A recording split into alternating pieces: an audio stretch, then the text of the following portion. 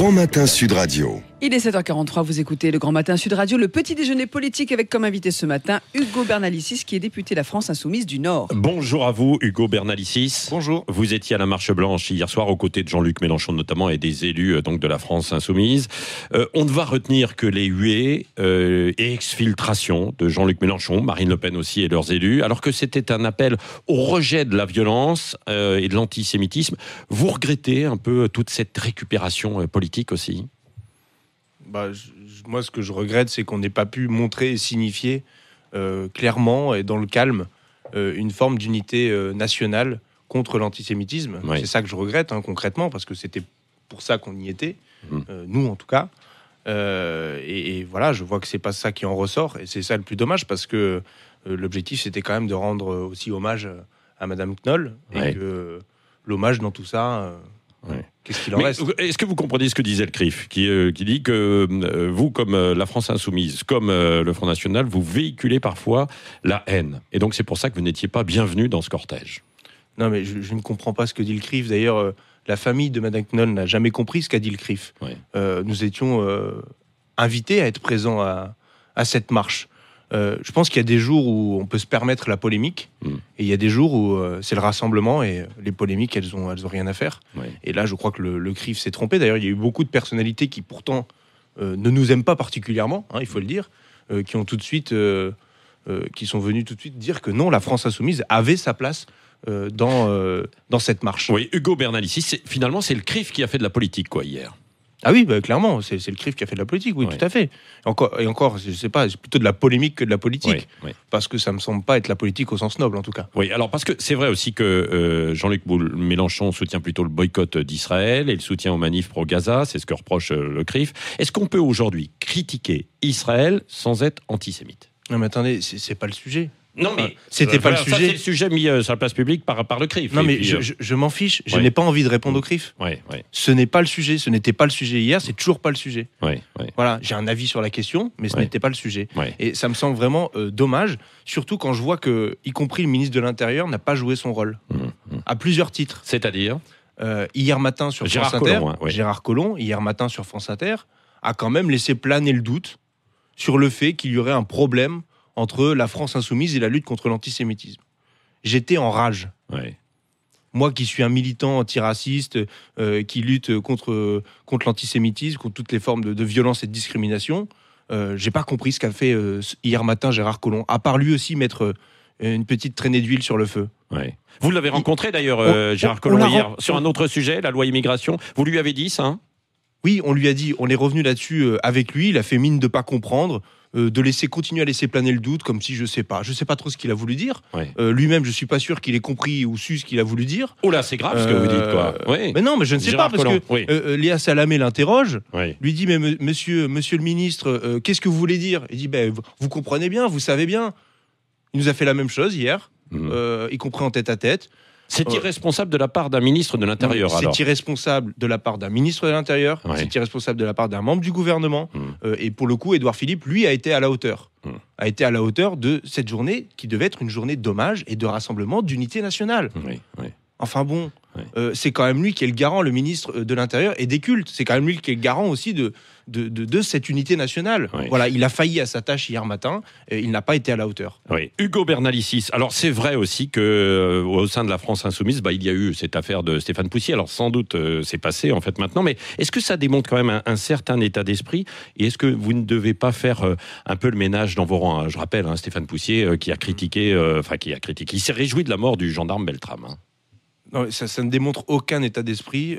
Ça démontre juste que dans le pays, il y a des gens qui déconnent, quoi, qui racontent n'importe quoi et qui effectivement n'ont rien à faire dans nos organisations politiques au sens large. Oui. Et c'est ce que ça nous a permis de rappeler immédiatement après les propos tenus par Stéphane Poussier. D'ailleurs, il y a eu les réactions évidemment de Jean-Luc Mélenchon, celle des membres du groupe parlementaire, mais de tous les insoumises et tous les insoumis qui directement ont dit mais qui c'est ce type, quel est ce fou qui raconte des horreurs pareilles.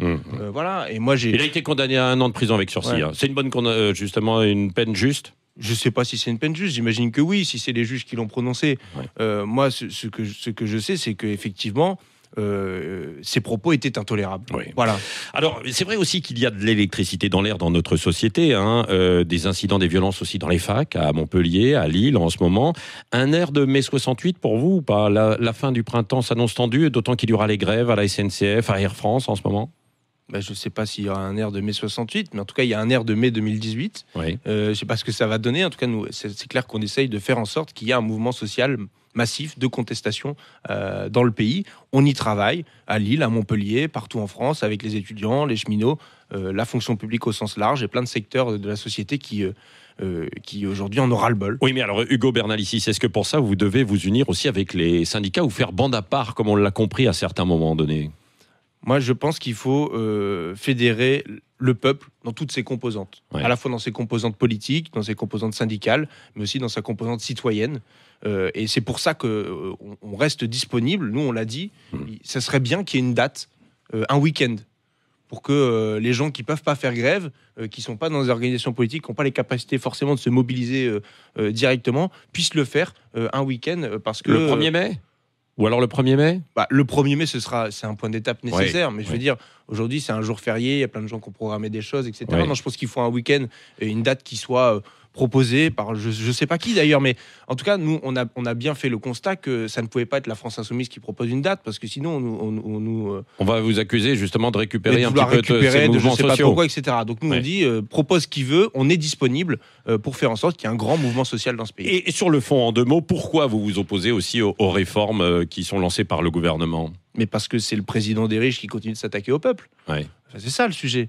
C'est qu'à un moment donné, le ras-le-bol se généralise. Vous avez vu les retraités qui aussi se mobilisent sur la hausse de la CSG. Ça y est, les gens commencent à voir concrètement la politique d'Emmanuel Macron commence à être palpable. Et elle fait mal. Elle fait très mal. Et les gens, ils en ont marre et ils vont se mobiliser. Oui, Hugo Bernalicis, député de la France Insoumise, est avec nous ce matin sur Sud Radio. Question politique encore aussi avec Mickaël Darmon et Christophe Bordet. Tout d'abord, avant vos appels. Pour prolonger un petit peu, donc vous prenez le risque en bloquant le pays. C'est ça votre objectif, bloquer le pays finalement au mois d'avril. Si j'ai bien compris. C'est pas un risque de bloquer le pays. Ah bon, c'est pas un risque. Chance. C'est une chance. Oui, affaiblir la France, c'est une chance. Non, pas affaiblir la France. C'est ce qui se passera au final. Non, c'est affaiblir Emmanuel Macron. Ah, c'est ça l'objectif. Mais bien sûr. Donc l'objectif, c'est faire plier Macron, point. Mais bien sûr, mais Macron et sa politique derrière, c'est pas juste l'homme. L'homme, on s'en fiche, c'est la politique qui conduit. Oui, moi, je serais bien content qu'il n'y ait pas les ordonnances sur la SNCF et qu'on ne privatise pas la SNCF. Je serais content, effectivement, qu'on ne supprime pas 120 000 postes de fonctionnaires, parce qu'on a besoin de fonctionnaires dans ce pays. On a besoin d'infirmières, on a besoin de gens dans les préfectures, on a besoin de gens dans les prisons, on a besoin de gens dans la police, on a besoin de gens partout. Donc, c'est pas le moment de supprimer 120 000 postes de fonctionnaires. Voilà, je vous donne des exemples, et il y en a plein. Autre sujet. On en parlait un peu avant cette interview, la loi sur le secret des affaires qui a été adoptée donc à l'Assemblée. Est-ce que il y a une inquiétude chez vous par rapport à cette loi et à cette adoption qui s'est fait de manière un peu sournoise, quoi ?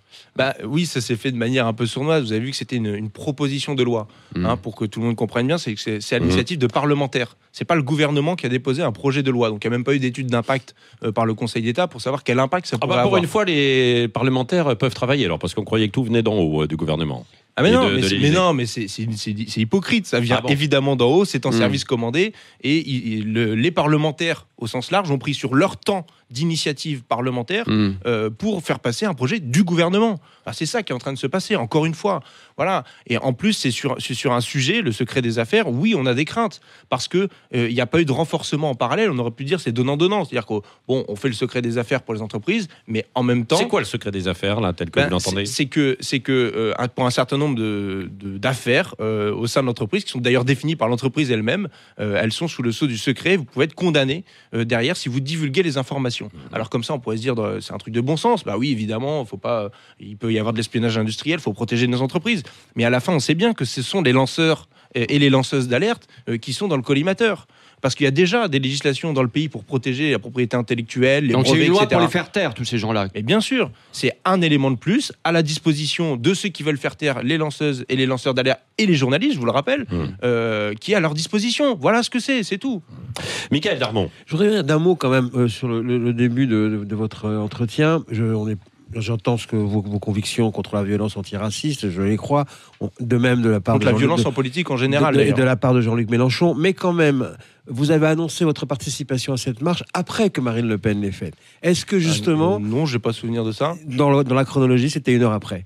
Est-ce que justement, vous n'aviez pas... à mon avis, c'est le hasard des sorties médiatiques. C'est le hasard. Parce que quand même, vous sérieusement, parce que dès qu'on a eu l'info... Mais est-ce qu'effectivement, vous n'aviez pas à régler ce problème avec votre ancien candidat qui, lui, s'est déclaré pratiquement du côté du terroriste? Est-ce que c'est pas aujourd'hui, effectivement, vous dites, on a des gens qui n'importe quoi. Vous deviez régler un problème, en fait. Oui, mais il a été réglé. Il a été immédiatement réglé avec Monsieur Poussier. D'ailleurs, la justice a réglé son cas aussi, et c'est très bien, c'est parfait. Je pense que le problème a d'autant plus été réglé politiquement que l'intervention de Jean-Luc Mélenchon dans l'hémicycle pour rendre hommage au colonel Arnaud Beltrame a été magistrale. Ça, on en convient. Mais quand même, vous êtes allé là-bas quelque part pour aussi faire une forme de récupération politique. Mais non, c'est pas une récupération politique. Ce qu'on attend des représentants de la nation et du peuple, c'est qu'ils soient au rendez-vous quand on leur demande de montrer l'unité nationale sur un certain nombre de sujets. Et il fallait une unité nationale là-dessus. D'accord. Sur l'autre sujet qui est le front social, les syndicats n'arrêtent pas de dire qu'ils n'ont pas besoin de vous. Comment vous allez faire en sorte de pouvoir... Je sais pas qui dit ça. Philippe Martinez était là il y a quelques jours. Il dit, nous, on s'occupe pas d'eux, on fait notre travail. Et il n'y a pas d'envie d'être finalement dans une coordination avec vous. Ne pas s'occuper de l'autre, c'est-à-dire ne pas faire d'ingérence dans ce que font les uns et les autres, c'est une chose. Ne pas vouloir des uns et des autres, c'est autre chose. Je ne crois pas que Philippe Martinez ne veuille pas qu'il y ait plus de gens en manifestation. Je crois qu'il veut qu'il y ait beaucoup de gens en manifestation. On considère que vous n'êtes pas très utile. De toute façon, vous êtes 17 députés à l'Assemblée. En quoi vous allez faire reculer la majorité ? Je sais pas, 7 millions d'électeurs, plus de 600 000 personnes qui ont appuyé, qui sont sur la plateforme de la France Insoumise. Comment faire reculer la majorité avec ces textes ? En faisant en sorte qu'il y ait un maximum de personnes dans la rue. On y travaille, je vous le dis, aujourd'hui on se rend disponible. Il y a des choses qui se passent dans le pays, à Lille, à Montpellier, on l'a dit avec les étudiants par exemple. J'imagine qu'il y a aussi des foyers qui vont naître de lutte syndicale qu'on va aider. L'opinion est avec les cheminots pour vous ? L'opinion sera avec les cheminots ? Oui, parce que les cheminots font une lutte d'intérêt général pour les services publics, pour le service public. Et du coup, ce sera, à mon avis, à la fin, une mobilisation générale. Oui. Question effectivement d'André, qu'on va prendre rapidement au 0826 300 300 de l'autre. Bonjour André. Oui, bonjour à tout le monde. Bonjour monsieur le député. Oui. Bonjour. La question est la suivante. Que pensez-vous de l'attitude de la France et de l'Europe sur le génocide des Kurdes par Daesh et la Turquie ? Oui. Et ceci dans l'indifférence totale d'une grande partie des médias en France et je pense dans l'Europe. Oui, merci André. 30 secondes pour répondre. Non, vous avez raison, il y a une indifférence totale. D'ailleurs, on a interpellé le gouvernement à plusieurs reprises là-dessus, en question orale au gouvernement, et c'est clair que c'est un scandale. Ce sont soi-disant nos alliés dans l'OTAN qui sont à la manœuvre quand même. Oui. Pour anéantir le peuple kurde qui d'ailleurs a été notre meilleur allié contre Daesh. Contre Daesh, que disait André. Non mais c'est quand même, on se moque du monde. Il est où notre honneur dans tout ça ? Là c'est pas la France ça. Ça c'est pas la France. Merci Hugo Bernalicis, député de la France Insoumise du Nord qui était notre invité ce matin sur Sud Radio. Le Grand Matin Sud Radio.